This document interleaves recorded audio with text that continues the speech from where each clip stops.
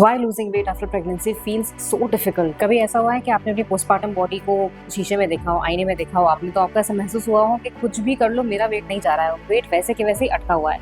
अब आपने मील्स को स्किप करके देख लिया, आपने कम खा के देख लिया, आपने एक्सरसाइज करके देख ली, आपने ज़्यादा वॉकिंग बढ़ा करके देख ली और मार्केट में जितने भी डिटॉक्स ड्रिंक्स हैं आपने सब ट्राई कर लिए हैं, लेकिन आपका वेट जो है वो वैसे के वैसा है। और वहीं दूसरी तरफ जब आप सोशल मीडिया पे देखते हैं तो इतनी सारी आपको लेडीज़ मिल जाती हैं जो कि बाउंस बैक कर जाती हैं विद इन वीक्स, उनकी बॉडी वापस से पहले जैसी होने लगती है, वैसा फिगर दिखने लगती हैं। तो कहीं ना कहीं आपको ऐसा लगता है कि maybe I am doing something wrong. एक सेल्फ ऑफ अकम्पलिशमेंट जो होता है ना वो आप फील नहीं कर पाते हो। आपको ऐसा लगता है कि maybe I am a failure, मैं कोई चीज़ सही से नहीं कर पा रही हूँ, मैं कोई चीज़ फॉलो नहीं कर पाती हूँ सही से।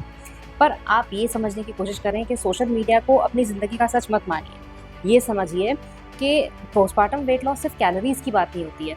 It is about your sleep, your stress, your recovery, it is about your hormones, आपका मेटाबॉलिज्म, आपका nervous system. These things are all involved in your postpartum weight loss. Hi everyone, मेरा नाम है सफा सईद और मैं हूँ एक सर्टिफाइड होलिस्टिक हेल्थ कोच। और इस चैनल पर हम बात करने वाले हैं पोस्टपार्टम रिकवरी के बारे में, न्यूट्रिशन के बारे में, हॉर्मोन्स के बारे में, रियलिस्टिक फैट लॉस के बारे में और इन जनरल वुमेन्स हेल्थ के बारे में in a science backed but practical way. आज हम बात करने वाले हैं कि पोस्टपार्टम वेट लॉस इतना ज़्यादा मुश्किल क्यों महसूस होता है।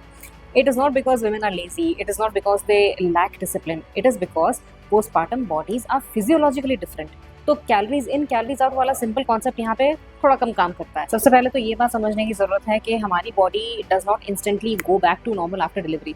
प्रेगनेंसी हमारी बॉडी में कई सारे चेंजेस ले आती है, जैसे कि हॉर्मोन्स में, मेटाबॉलिज्म में, आपके बॉडी कॉम्पोजिशन में, फ्लूइड बैलेंस में, इंसुलिन सेंसिटिविटी में और इवन स्ट्रेस फिजियोलॉजी में। और फिर ये समझना भी बहुत ज़्यादा ज़रूरी है कि जो पोस्टपार्टम रिकवरी होती है ना उसको इटसेल्फ एनर्जी की बहुत ज़रूरत होती है। कैसे? क्योंकि हमारे जो टिश्यूज़ हैं वो हील हो रहे होते हैं, हमारे हॉर्मोन्स एडजस्ट हो रहे होते हैं, हमारे जो है न्यूट्रिएंट डिप्लीशन जो होता है स्टोर्स, उसको वापस से रिकवरी हो रही होती है उसकी, और ब्रेस्ट मिल्क प्रोड्यूस हो रहा होता है। तो इन सब चीज़ों में एनर्जी की ज़रूरत होती है। ऐसे में अगर आप बहुत ज़्यादा अग्रेसिव फैट लॉस कोई करना शुरू कर दें अपने साथ में, तो वो सिर्फ अनरियलिस्टिक नहीं है, वो कभी कभी बॉडी के ऊपर स्ट्रेस भी बहुत ज़्यादा बढ़ा देता है। पोस्टपार्टम वेट लॉस में एक बहुत बड़ा चैलेंज है जो सारी मदर्स फेस करती हैं, और वो है स्लीप डिप्रिवेशन। नींद का पूरे ना होने से आप सिर्फ थकावा महसूस नहीं करते हैं, इनफैक्ट आपके हॉर्मोन्स भी ऊपर नीचे हो जाते हैं। अब ये हॉर्मोन्स इन्वॉल्व होते हैं आपके हंगर में, आपकी सटाइटी में, आपके क्रेविंग्स में, ब्लड शुगर रेगुलेशन में और आपके मेटाबॉलिज्म में। Research consistently shows that sleep deprivation is associated with increased cravings, increased appetite, your poor insulin sensitivity and higher stress hormone activity. इसलिए ही आपने देखा होगा कि अक्सर मदर्स जो होती हैं ना, they always crave for a lot of sugary foods. ज़्यादा उनको शुगरी फूड्स खाने हैं, उनको ज़्यादा कैफीन चाहिए, उनको क्विक एनर्जी फूड्स चाहिए जो जल्दी से उनको एनर्जी देते हैं फ़ौरन से, और या फिर वो कंफर्ट फूड के चक्कर में फंस जाती हैं। Now let's talk about stress. देखिए, मदरहुड जो होता है ना वो फिजिकली और इमोशनली बहुत ज़्यादा डिमांडिंग होता है। तो जब हम बहुत ज़्यादा स्ट्रेस में होते हैं तो हमारी बॉडी में एक स्ट्रेस हार्मोन रिलीज होता है जिसका नाम है कॉर्टिसोल।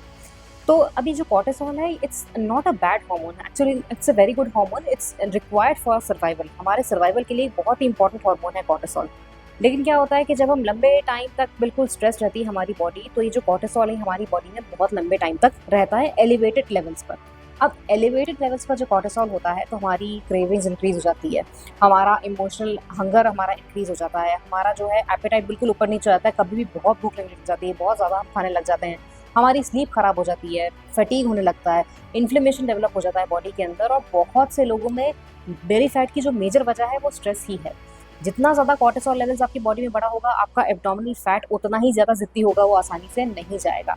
और सच बात करें तो जो पोस्टपार्टम विमेन होती है ना वो कॉन्स्टेंटली सर्वाइवल मोड में ही जीती है, तो जाहिर है उनका कॉर्टिसोल बहुत एलिवेटेड रहता है। This is where many women make things unknowingly harder for themselves. अब वो क्या करती हैं कि वेट लॉस करने के चक्कर में अपनी कैलोरीज को बहुत ज़्यादा कट कर देती हैं। अब इससे क्या होता है कि आप पहले ही आपकी बॉडी इतने ज़्यादा फिजिकल स्ट्रेस में है, फिर आपने अपनी मील स्किप करना शुरू कर दिया, आपने बहुत छोटे छोटे पोर्शन देने शुरू कर दिए, या फिर आप चाय और स्नैक्स पे अगर आप सर्वाइव करना शुरू कर दें ये सोच करके मैं कम खाऊंगी तो मेरा वजन ज़्यादा कम होगा। ऐसे में क्या होता है, जो ऑलरेडी फिजिकल स्ट्रेस में है बॉडी, वो इस क्रॉनिक अंडर ईटिंग की वजह से आपको फटीग बढ़ा देती है। आपकी बॉडी के अंदर आपका फटीग बढ़ जाता है, आपके क्रेविंग्स बढ़ जाती हैं, आपका हेयर फॉल बढ़ जाता है, आपको बहुत ज़्यादा मूड स्विंग्स होने लग जाता है, एनर्जी लेवल्स आपके बहुत, आपको लगता है कि एकदम लो रह रहे हैं और कुछ भी करने का दिल नहीं करता, आपके वैसा हो जाता है, आपका मसल लॉस बढ़ जाता है। तो क्या होता है ना कि ऑलरेडी जब आप इतने स्ट्रेस में बॉडी थी जो, उसको आपने और स्ट्रेस में डाल दिया, तो तो बॉडी का रिस्पॉन्स ऐसे में क्या होता है कि वो और ज़्यादा आपको नेगेटिव रिजल्ट देने लग जाती है। तो ऐसे में जो आप चीज़ें आप फॉलो कर रहे हैं ना, वो फॉलो करना आपके लिए और भी ज़्यादा मुश्किल हो जाता है, तो वो सस्टेनेबल नहीं हो पाता है। फिर जब आप उसको सस्टेन नहीं कर पाते हैं, जब उसको लंबे टाइम तक उसको खींच नहीं पाते हैं, तो फिर वो एक सेल्फ कॉन्फिडेंस को झटका सा लगता है कि मैंने कुछ शुरू किया और मैं उसको पूरा नहीं कर सकी। तो ऑल इन ऑल इस जो आप ये करते हैं, इसका नेगेटिव रिजल्ट ही निकलता है अगर आपने इसको अच्छे से सोच करके एक प्रैक्टिकल वे में नहीं किया हो तो। One major issue I see in many postpartum diets is inadequate protein intake.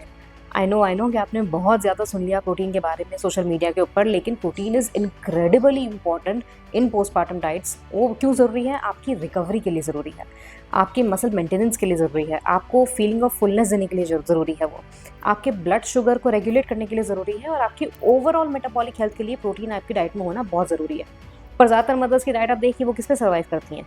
चाय बिस्किट के ऊपर, या फिर बच्चे का लेफ्ट ओवर फूड के ऊपर, या फिर ऐसा होता है कि कार्ब हैवी मील रहेगी उसमें with very little protein.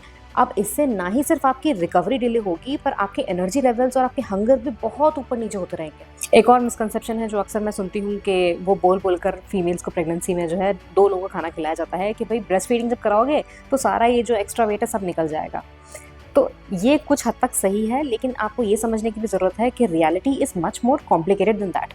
Breast feeding से आपका एनर्जी एक्सपेंडिचर बढ़ता है, येस दैट इज़ ट्रू, लेकिन उसके साथ साथ आपके जो थर्स्ट है, आपकी प्यास भी बढ़ सकती है, आपका थकान भी बढ़ सकता है। जो मेजर चीज़ जो बढ़ सकती है वो है आपकी भूख। ड्रामेटिकली इंक्रीज इन हंगर आप देख सकते हैं ब्रेस्ट फीडिंग के दौरान, आप बहुत भूखा फील कर सकते हैं। हार्मोनल रिस्पॉन्स भी जो होता है वो ब्रेस्ट फीडिंग के दौरान it's varies from women to women. जो एक के साथ हो रहा है वो दूसरे के साथ हो ऐसा ज़रूरी नहीं है।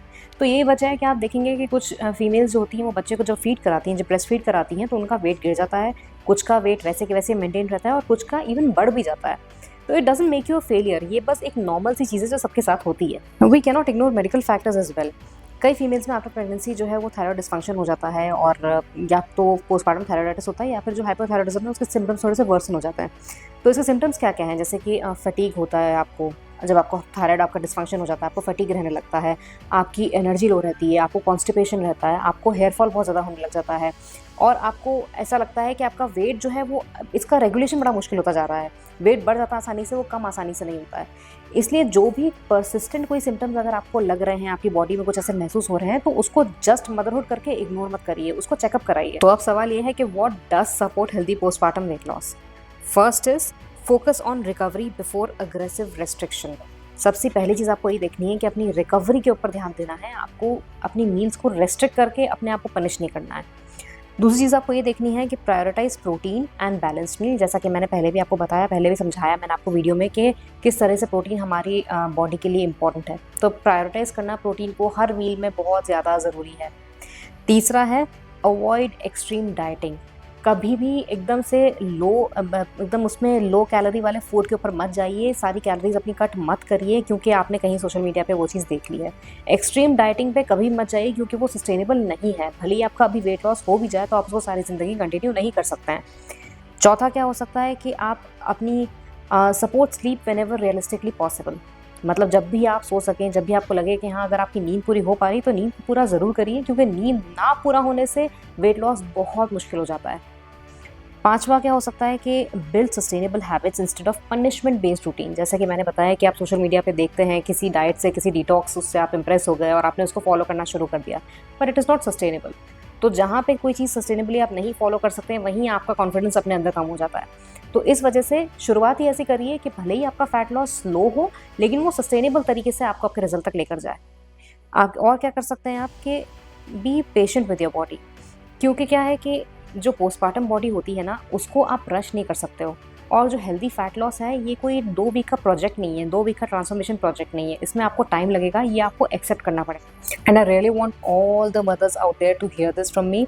और इस बात का यकीन करिए कि your worth is not determined by how quickly your body changes after childbirth. Your body created, carried and delivered a whole human being. उसकी रिस्पेक्ट करिए, क्योंकि आपकी जो रिकवरी है ना, it is not a failure. आपकी healing is not laziness. अपने आप को टाइम दीजिए। I genuinely think that women deserve a far healthier conversation around postpartum weight loss, one that is based on physiology, nutrition, recovery and realistic expectations instead of pressure and shame. अगर इस video के through आपको थोड़ी सी भी postpartum body बेहतर समझ में आई है तो मुझे कमेंट सेक्शन में ज़रूर बताइएगा। और अगर आपको ऐसे और पोस्टपार्टम साइंस बेस्ड गाइडेंस चाहिए on recovery, on nutrition, on hormones, on realistic fat loss and on healing, then subscribe to this channel because I truly believe that mothers deserve real support, not pressure to bounce back.